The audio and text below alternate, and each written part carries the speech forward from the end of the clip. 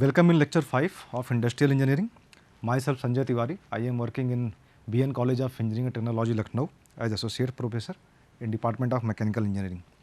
So let's move in our course content. जैसे कि previous lecture में हम लोगों ने प्लांट लोकेशन के बारे में बात किया था and after plant location we have to move about the plant layout. We have discuss in previous lecture कि how to select the country for our plant and after that how to select the state of our plant and within the state which site is actually suitable for our plant. इसको select कैसे करेंगे इसके बारे में detail में बात हुई थी. तो जब हमने एक साइट सेलेक्ट कर लिया किसी स्टेट के अंदर और लास्ट टाइम पे हमने एक डिस्कशन भी किया था एक केस स्टडी का, that was shifting of Tata Nano plant from West Bengal to Gujarat. So I think you have study that case study. सो एक बार आपने किसी भी स्टेट में एक्चुअल साइट जब सेलेक्ट कर लिया तो उस साइट पे अब हमें अपने प्लांट को इस्टेब्लिश करना है. तो प्लांट को किस तरीके से इस्टेब्लिश करेंगे, अपनी मशीनरी, अपनी रिसोर्सेज को how to align in the plant, इस बात को जब करते हैं तो that is known as plant layout. तो mainly 4 types of plant layout we will discuss, that is product layout, process layout, fixed layout and combination layout. In previous lecture we have discussed about the product layout, that is also known as line layout. So एक बार इसको जल्दी से recap कर लेते हैं, देख लेते हैं कि what is product layout, then after we will go for process, fixed and combination layout. So this is the कहते हैं product layout. This layout is suitable when we have a mass production. mass production कब होगा? जब हमारे पास एक ही product होगा और एक प्रोडक्ट की बहुत ज़्यादा क्वांटिटी हमें मैन्युफैक्चर करनी होगी, तो इसी को हम बोलते हैं mass production. Means for the mass production volume of production should be very high and variety of product is very limited.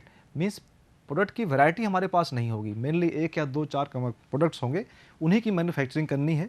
जैसे एग्जांपल के तौर पे अगर हम ये कहें कि बॉल बेयरिंग बनाने हैं तो बॉल बेयरिंग के जो बॉल्स हैं उन्हें बनानी है तो उनकी क्वांटिटी बड़ी हाई बहुत ज़्यादा होगी और वही उसी के साइज़ बदल सकते हैं, छोटा हो बड़ा हो, लेकिन वो हमें बॉल बेयरिंग ही बनानी है, बॉल्स ही बनानी है. नट एंड बोल्ट्स है ना, बल्ब्स, इस टाइप की जो सिचुएशंस हैं इसी को हम कह रहे हैं मास प्रोडक्शन. तो यहाँ वैरायटी बहुत ज़्यादा नहीं होगी लेकिन वॉल्यूम बहुत हाई होगा.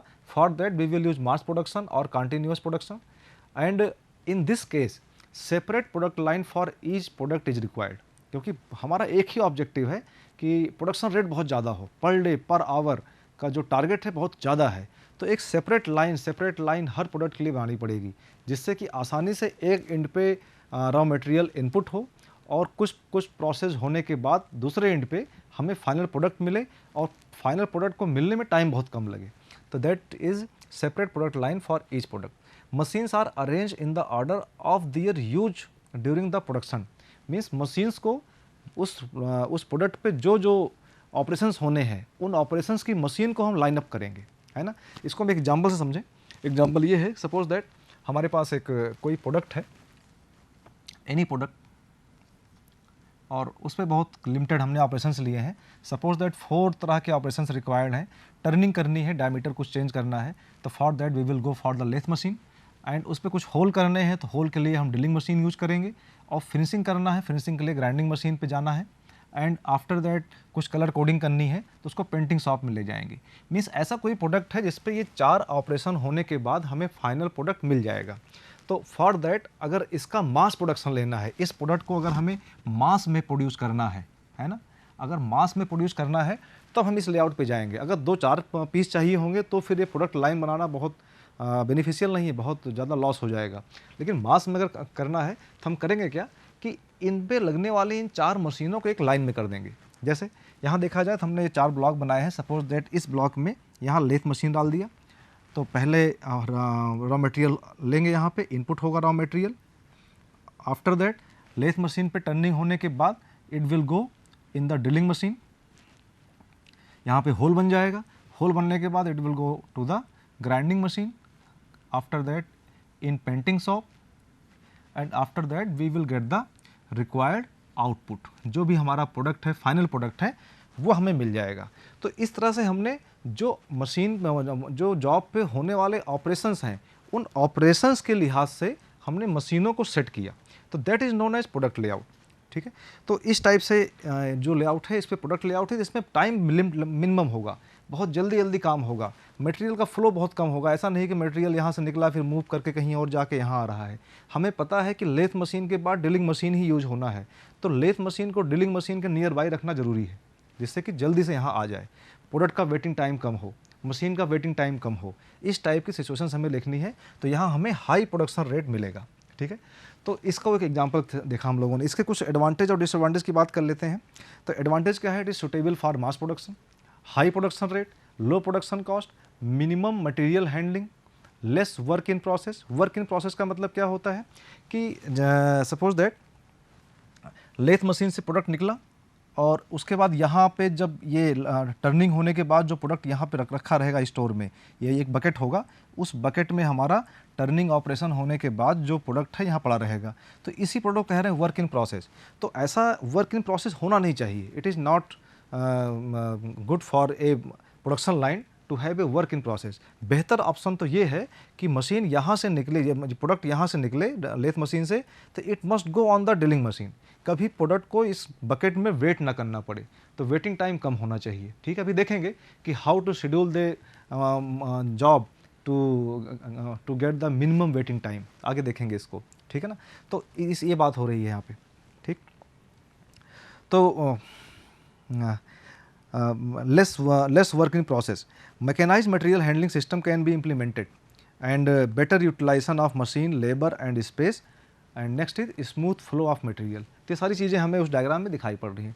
कुछ डिसएडवांटेज हैं, कैसे कि क्योंकि हमें जो प्रोडक्शन लाइन हमारी है for it is suitable for the mass production, क्योंकि मास प्रोडक्शन के लिए सुटेबल है, तो हमें यहाँ पे कुछ स्पेशल पर्पज़ मशीन्स यूज करनी पड़ेंगी। स्पेशल पर्पज़ मशीन का मतलब क्या होता है कि वो मशीन जो किसी खास पर्पज़ के लिए बनाई गई हैं। वह जैसे कि अगर हम लेथ मशीन की बात करें, जो जनरल पर्पज़ लेथ मशीन है हमारी वर्कशॉप में है, तो उस पर तो हम सभी तरह के ऑपरेशन कर लेते हैं, टर्निंग भी कर लेते हैं, drilling, boring, knurling, grinding, any type of operation we can perform on it by using some type of attachments. लेकिन अगर हमें मास में बार बार वही काम करना है, तो हम लेथ मशीन को कहते हैं मैं प्रेफरेंस नहीं देंगे। तो हम ऐसा कुछ करेंगे, हम CNC मशीन लेंगे, और ऐसी CNC मशीन जो सिर्फ टर्निंग करती हो, है ना, या सिर्फ CNC मिलिंग लेंगे कि CNC मशीन तो है but it will perform a operation only milling, ठीक है। तो इस टाइप की मशीन्स हम यूज करेंगे यहाँ पे। तो स्पेशल पर्पज़ मशीन्स यूज करेंगे तो उसका इनिशियल इन्वेस्टमेंट ज़्यादा आएगा, हाई, उसका कॉस्ट बहुत ज़्यादा होगी, तो इनिशियल इन्वेस्टमेंट हमारे प्लांट का बढ़ जाएगा।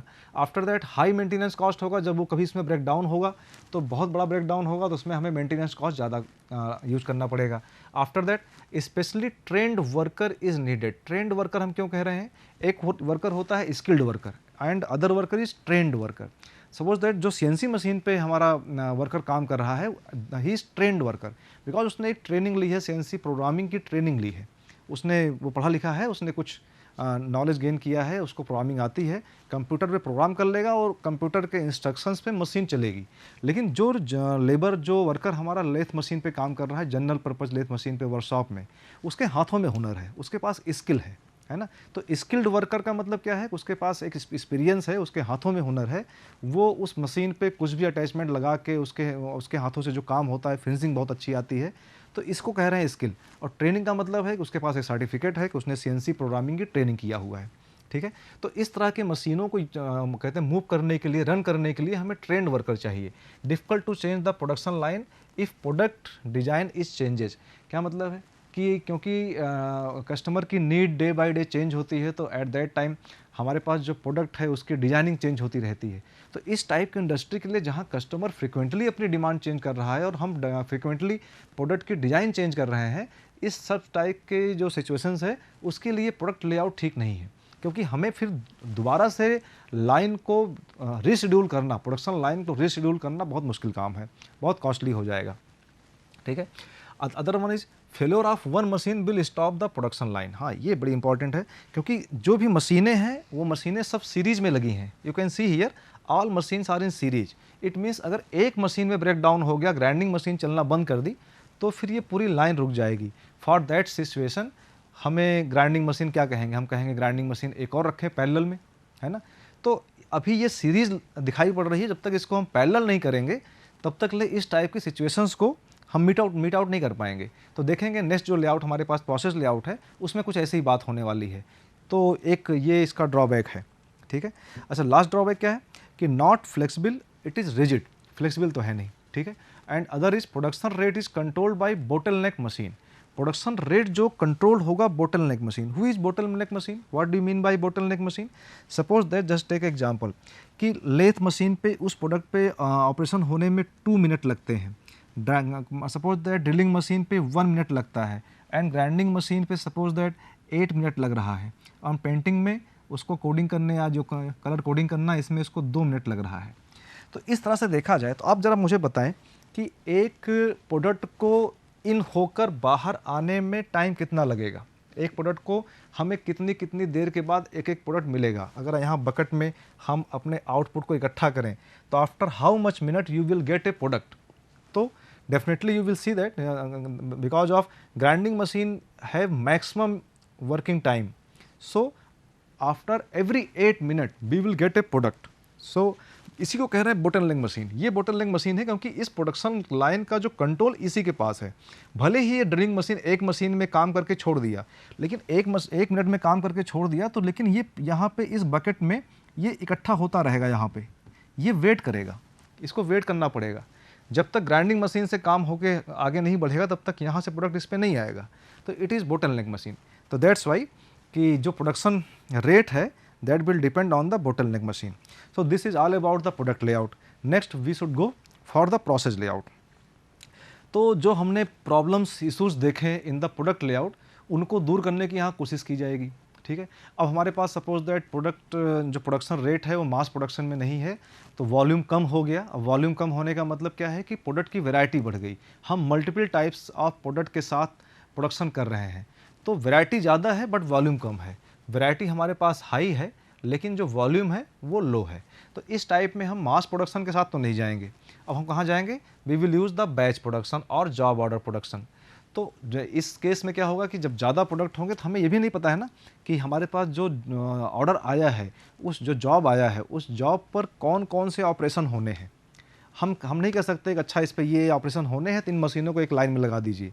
हो सकता है कि हमने अभी इस मशीन को एक लाइन में लगाया और नेक्स्ट जो ऑर्डर हमारे पास आया उसका जॉब डिफरेंट हो गया। अब जब जॉब डिफरेंट हो गया तो उसकी ऑपरेशन का जो सीक्वेंस है, मशीनों का जो यूटिलाइजेशन है वो अलग हो गया, तो फिर मशीन को सेट करना पड़ेगा। तो it is not possible to reset, reschedule, replan our resources day by day. सो यहाँ पे हम लोग क्या करेंगे कि अपने वर्कशॉप में जितनी मशीनें हमारे पास होंगी जो हम फील कर सकते हैं कि हम इस टाइप के प्रोडक्ट में काम करते हैं, तो इन टाइप के प्रोडक्ट में इस टाइप की मशीनों की ज़रूरत पड़ती है। जैसे मान लीजिए अगर हम एक गियर मैन्युफैक्चरिंग इंडस्ट्री हैं, तो no doubt we are making a gear but not for a single size. हम डिफरेंट साइज़ के डिफरेंट मशीनरी के लिए गियर्स बना रहे हैं। तो साइज़, गियर के साइज़ अलग अलग हैं, है ना। तो जब गियर के साइज़ अलग अलग हैं तो उस पर जो यूज होने वाली मशीन्स हैं उन मशीन्स की कैपेसिटी भी अलग अलग होगी, है ना। तो उस टाइप में जब खाली हमें पता है हम गियर ही बना रहे हैं, है ना, लेकिन गियर में भी वैरायटी है, छोटे गियर से लेके बड़े गियर तक बना रहे हैं, तो वैरायटी ज़्यादा है। तो वैरायटी ज़्यादा है तो प्रोडक्शन लाइन हम एक गियर की नहीं कर सकते, ठीक है। तो उस केस में क्या करते हैं कि हमें मालूम होना चाहिए कि गियर मैन्युफैक्चरिंग में कितनी कौन सी मशीनें यूज करनी पड़ेंगी। हाँ, मशीन यूज करनी पड़ रही है, उस मशीन की कैपेसिटी अलग अलग हो सकती है। तो एक जो है एक कैपेसिटी की, एक मशीन दूसरे कैपेसिटी के, एक मशीन तीसरे कैपेसिटी के ले लेंगे, ठीक है ना। तो उस टाइप में हम लोग क्या करेंगे कि similar machines are group together. It is very important for process layout, ठीक है, कि similar machines are group together. Same type की मशीन्स को हम एक ग्रुप में रखेंगे, एक जगह रखेंगे, एक साथ रखेंगे। कैसे? सपोज दैट ये हमने एक एग्जांपल लिया है, ये हमारा कोई ये लेआउट है, it is design for any product. ऐसा प्रोडक्ट जिसमें ये सारे के सारे ऑपरेशंस की ज़रूरत है ना, और हो सकता है कभी कभी इसमें से किसी की ज़रूरत ना भी पड़े, ठीक। तो सपोज दैट हमने मालूम है कि हमें लेथ मशीन चाहिए, तो हमने 6 टाइप की लेथ मशीन रखी हैं। लेथ मशीन हमारे पास 6 हैं, 6 मशीन अलग अलग हैं, डिफरेंट कैपेसिटी की हैं, है ना। जनरल पर्पज़ लेथ मशीन है, कैप्स्टन मशीन भी ले रखा है, टरेट मशीन भी ले रखा है, ठीक है। इस टाइप की हमारे पास मशीन्स जो हैं 6 मशीन है, उन सारे 6 मशीन को हमने एक क्लस्टर में लेकर, एक ग्रुप में लेकर यहाँ रख दिया। तो तो इस ब्लॉक में 6 मशीनें हैं। ऐसे ही मिलिंग की 3 मशीनें, हीट ट्रीटमेंट हम कर रहे हैं कहीं पे, तो वहाँ पे 2 सेटअप लगा रखे हैं, ड्रिलिंग मशीन 4 हैं, ग्राइंडिंग मशीन 5 हैं, स्प्रे पेंटिंग कहीं करते हैं तो वहाँ पर 2 मशीन्स हैं, एंड कहीं पे असेंबली करते हैं। हमने माना है कि ये इतने ऑपरेशंस होने के बाद जो हमारे पास ऑर्डर आएगा पूरा कर लेंगे। अब मान लीजिए ऐसा कोई ऑर्डर आता है जिसमें हमारे पास रिसोर्सेज नहीं है, तो हमारे पास 2 ऑप्शन है, या तो ऑर्डर को मना कर दें, कैंसिल कर दें। दूसरा ऑप्शन यह क्या है कि एक आध सेल कहीं पे और बना लें, है ना, एज पर रिक्वायरमेंट कहीं पे हमने एक सेल यहाँ पे और बना लिया, इस टाइप से कह दिया, तो हमारा उसके लिए भी रेडी हो गया। तो इससे फ्लेक्सिबिलिटी रहेगी। अच्छा, तो इसमें करना क्या है कि हमने सिमिलर टाइप की मशीन्स को सेलेक्ट किया, similar machines are group together, lathe machine का ग्रुप, पेंटिंग का ग्रुप, ग्राइंडिंग का ग्रुप, इस टाइप से अपने एरिया में ग्रुप को सेट कर लिया।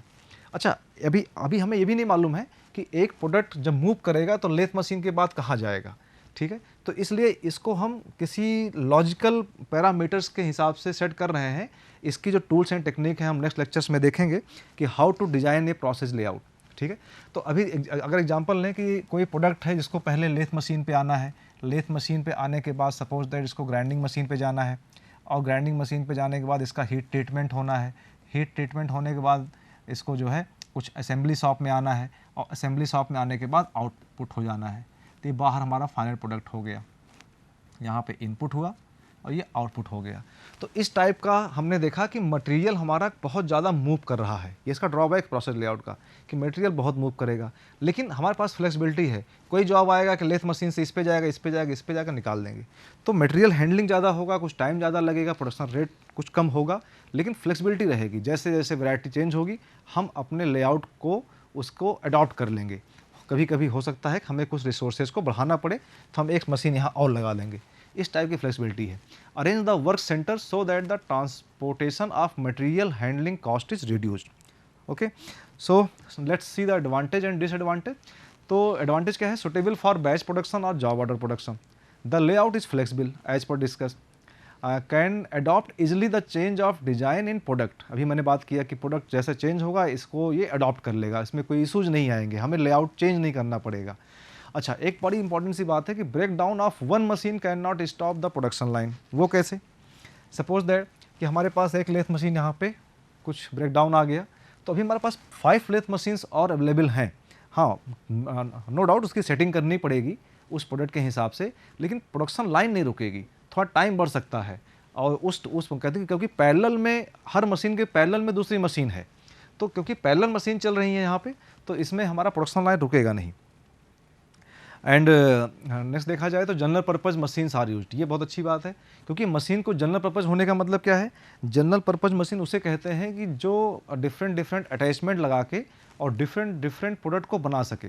अगर एक ऐसी लेथ मशीन है जिस पे सिर्फ टर्निंग कर सकते हैं तो उसको जनरल पर्पज़ नहीं कहेंगे, लेकिन जो हमारे पास वर्कशॉप में सिंपल लेथ मशीन्स होती हैं उस पर हम टर्निंग भी कर सकते हैं, ड्रिलिंग भी करते हैं, थ्रेडिंग भी करते हैं, बोरिंग भी करते हैं, नर्लिंग भी करते हैं, and so on operation we can perform on that general purpose machine. और इसलिए जनरल पर्पज़ मशीन का होना ज़रूरी है, क्योंकि हमें पास प्रोडक्ट की वैरायटी बहुत ज़्यादा है और न्यू ऑर्डर हमारे पास किस टाइप के प्रोडक्ट की आने वाली है ये यहाँ पे कुछ क्लियर नहीं है, ठीक है। अच्छा, क्योंकि मशीनें हमारी जनरल पर्पज़ हैं, that's why low initial investment होगा। प्लांट को सेट करने के लिए मशीनों का कॉस्ट कम होगी, सस्ती होगी, और मशीनें सस्ती होंगी और मशीनें छोटी होंगी, जनरल पर्पज़ मशीनें होंगी, कंप्यूटराइज नहीं होंगी, तो उसका मेंटेनेंस कॉस्ट लो होगा, सर्विसिंग कॉस्ट, मेंटेनेंस कॉस्ट कुछ भी आप कहें वो लो होगा। This all are the advantage. If we see about the disadvantage, तो टू मच मटेरियल हैंडलिंग बहुत ज़्यादा है। आपने देखा कि एक प्रोडक्ट को मूव करने के लिए इस टाइप से हमने इतना मूवमेंट लिया, अब दूसरा प्रोडक्ट आया, सपोज दैट दूसरे प्रोडक्ट को पहले ग्राइंडिंग पे जाना है, फिर कहते हैं ड्रिलिंग पे जाना है, फिर लेथ पे जाना है, तो that will move like that. पहले इस पे जाएगा, फिर यहाँ जाएगा, फिर उसको असेंबली में आना है, असेंबली में आने के बाद फिर बाहर जाना है। तो इस तरह से आप देखेंगे तो बहुत सारे नेटवर्क बन जाएंगे, तो ये एक इशूज़ यहाँ रहेंगे, है ना। तो टू मच मटेरियल हैंडलिंग, ठीक है। और क्योंकि जनरल पर्पज़ हमारे पास मशीन है, तो यहाँ पे क्या प्रॉब्लम आएगी कि हमें स्किल्ड ऑपरेटर की ज़रूरत है। यहाँ पे हमें ट्रेंड ऑपरेटर नहीं चाहिए, स्किल्ड ऑपरेटर, क्योंकि जनरल पर्पज़ मशीनों पे हाथ से काम करना है, कंप्यूटराइज्ड वर्क यहाँ नहीं होगा। यहाँ कंप्यूटर पे प्रोग्राम बना के मशीन को रन नहीं करना है, तो हमें ऐसे वर्कर की ज़रूरत है जिनके हाथों में हुनर हो, जिनके पास काफ़ी लंबा एक्सपीरियंस हो। तो इसलिए कह रहे हैं कि skilled operator are needed. And low production rate, no doubt, production rate low होगा because it is design for the batch production और job order production. Routing and scheduling is difficult. Routing and scheduling से मतलब क्या है कि job का root क्या हो। जॉब का रूट मतलब हमने एक जॉब जो हमारे पास आया, पहले किस मशीन पे जाएगा, उसके बाद किस पे जाएगा, उस पे बाद किस पे जाएगा, ये थोड़ा बनाना पड़ेगा। शेड्यूलिंग भी करनी पड़ेगी। तो इसको हम नेक्स्ट कुछ लेक्चर्स में देखेंगे कि रूटिंग एंड शेड्यूलिंग एक डिफरेंट टॉपिक है, उस पर बात करेंगे। तो ये प्रोसेस लेआउट के लिए थोड़ा सा डिफिकल्ट काम है ना। One thing more, mechanized material handling system can not be implemented. क्यों? क्योंकि जब रूट नहीं फिक्स है तो मैकेनाइज्ड जो मटेरियल हैंडलिंग टेक्निक्स है, लाइक जैसे हम कहते हैं ऑटोमेटेड गाइडेड व्हीकल्स, है ना, कि ऑटोमेटिकली एक प्लेस से दूसरे प्लेस पे उनका फिक्स कर दिया गया, प्रोग्राम बना दिया गया कि वो टेबल है, एक बार यहाँ मूव करेगी, फिर यहाँ से यहाँ जाएगी और कंटिन्यूअसली ऐसे ऐसे मूव करती रहेगी। इसी को कह रहे हैं मैकेनाइज्ड मटेरियल हैंडलिंग सिस्टम। तो क्योंकि यहाँ पे रूट ही नहीं फिक्स है तो हम मैकेनाइज्ड मटेरियल हैंडलिंग सिस्टम को इम्प्लीमेंट नहीं कर सकते, है ना। और मोर फ्लोर एरिया इज़ रिक्वायर्ड, क्योंकि मशीनें बहुत ज़्यादा हमें इसमें यूज़ करनी पड़ रही हैं। और अगर कोई प्रोडक्ट वैरायटी चेंज होती है और हम उस ऑर्डर को एक्सेप्ट करते हैं तो हमें उसके लिए कुछ न्यू मशीनरी भी इंस्टॉल करनी पड़ती है। तो हमें फ्यूचर एक्सपेंशन के लिए भी कुछ एरिया छोड़ना पड़ता है। दैट्स वाई हमें बहुत ज़्यादा इसमें फ्लोर एरिया चाहिए। तो this is all about the process layout, advantage and disadvantage. Next we will discuss about the fix layout. So what is the fix layout? कभी कभी समटाइम्स ऐसा होता है कि जो हमारा प्रोडक्ट है, product is very heavy. Heavy means कि उसका वेट ज़्यादा हो या उसका साइज़ बहुत बड़ा हो, बहुत बल्कि हो। तो सच टाइप की सिचुएशंस में ऐसा पॉसिबल नहीं हो पाता है कि हम उस प्रोडक्ट को किसी एक सिटी में, किसी एक प्लांट में मैन्युफैक्चरिंग करें, फिर असेंबली करें, असेंबली करने के बाद उसको ट्रांसपोर्ट करके उस जगह पहुंचा पाएँ जहां उसका एक्चुअल यूज होना है। ऐसा हो नहीं पाता है कुछ टाइप के प्रोडक्ट्स में। जैसे सपोज दैट कि मान लीजिए आपके शहर में रोड बननी है, तो ऐसा नहीं पॉसिबल है कि रोड को किसी और शहर में बनाया जाए, उस रोड को फिर ला के आपके शहर में इंस्टॉल कर दिया जाए। ऐसा पॉसिबल नहीं। कहीं डैम बनना है, किसी रिवर पे कहीं डैम बनना है, तो ऐसा नहीं पॉसिबल है कि डैम को बनाया जाए किसी सिटी में और उसको फिर ले जाके वहाँ पे इंस्टॉल किया जाए, क्योंकि ट्रांसपोर्ट करना मुश्किल है।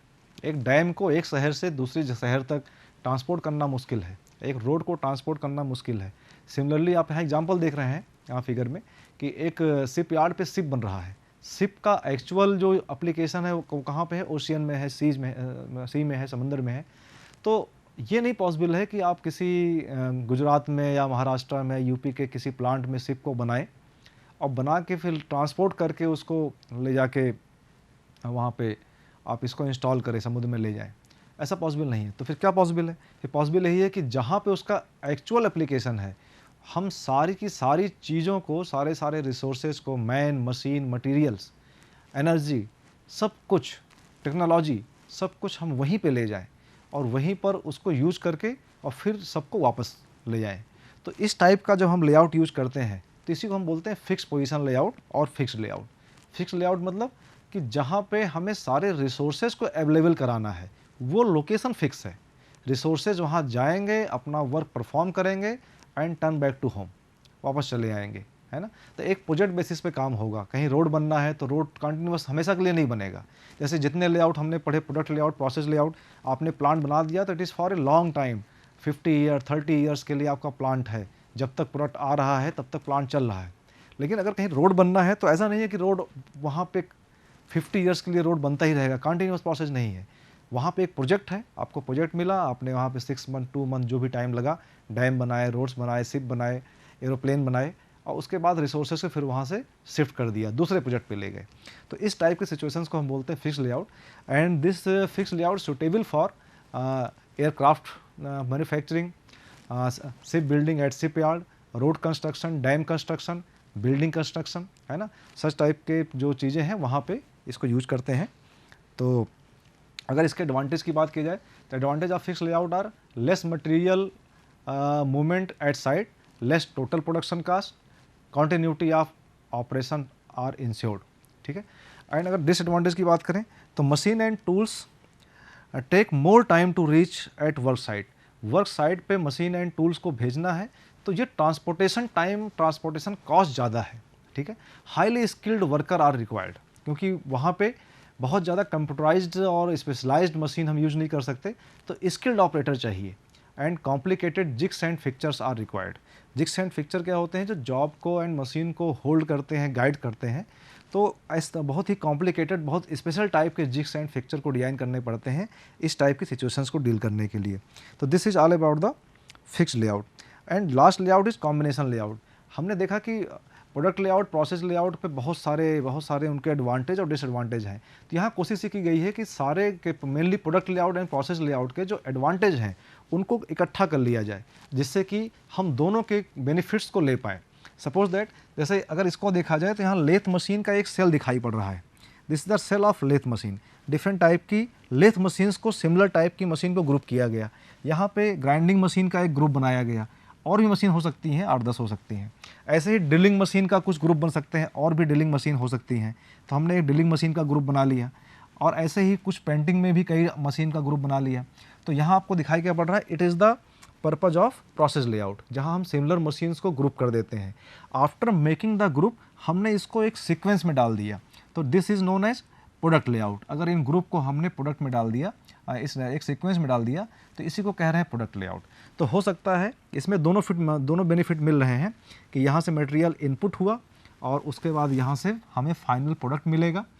और एक फ़ायदा ये मिला कि अगर एक लेथ मशीन हमारी फेल हो गई, अगर ये फेल हो गई तो हमारा वर्क प्रोसेस नहीं रुकेगा, प्रोडक्ट लाइन स्टॉप नहीं होगी, दूसरे लेथ मशीन्स पे काम हो जाएंगे। ऐसे ही डिफरेंट टाइप की ड्रिलिंग मशीन्स हैं, तो इस पर भी काम हो जाएगा। ग्राइंडिंग मशीन और भी हो सकती हैं, पेंटिंग मशीन डिफरेंट टाइप की होंगी, तो हमारा वर्क नहीं रुकेगा। तो you can see here that we are using the advantage of product layout as well as process layout. So it is all about for today's lecture. We will discuss some more things in next lecture. Just recap this today's session. So in this lecture we have discussed about the product layout, process layout and fixed layout. And you can see that product layout is used in mass production and process layout is used in batch production. Fixed position layout is used where job the size and shape और weight of job is very heavy, very high. So वहाँ पे हम लोग उसी resources पे, उसी जगह पे सब कुछ ले जाते हैं। एंड कॉम्बिनेशन लेआउट, इसको हम यूज़ तब करते हैं जब प्रोडक्ट और प्रोसेस लेआउट को कंबाइन करते हैं। तो समटाइम्स कॉम्बिनेशन लेआउट को ही हम कहते हैं ग्रुप टेक्नोलॉजी। ग्रुप टेक्नोलॉजी एक डिफरेंट टॉपिक से हम लोग डिस्कस करेंगे। तो that is all for today session. We will meet in next meeting. Thank you.